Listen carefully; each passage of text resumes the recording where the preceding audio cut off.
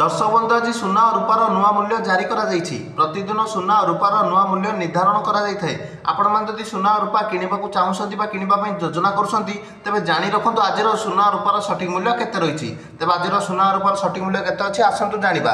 आज भारतीय बजार में 24 क्यारेट सुनार दाम 10 ग्राम पिछा 1,750,000 टंका रही। सेपरी 22 क्यारेट सुनार दाम 92,300 टंका छुई। सेपरी आज ओडिशार राजधानी भुवनेश्वर में 24 क्यारेट सुनार मूल्य 10 ग्राम पिछा 1,750,000 टंका रही बेले 22 क्यारेट सुनार मूल्य आज भुवनेश्वर 92,300 टंका को पहुंची। सेपरी आज भारत राजधानी नुआदिल्ली में 24 क्यारेट सुनार दाम 1,09,000 टंका और 22 क्यारेट सुनार दाम 92,450 टंका रही 10 ग्राम पिछा।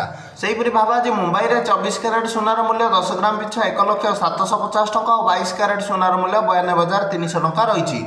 आज चेन्नई में 24 क्यारेट सुनार दाम 1,750,000 टंका और 22 क्यारेट सुनार मूल्य 10 ग्राम पिछा 92,300 टंका रही। कलिकतार 24 क्यारेट सुनार दाम 1,750,000 टंका और 22 क्यारेट सुनार दाम 92,300 टंका रही। अन्यपटे रूपा मूल्य किलो पिछा 1,16,000 टंका होती।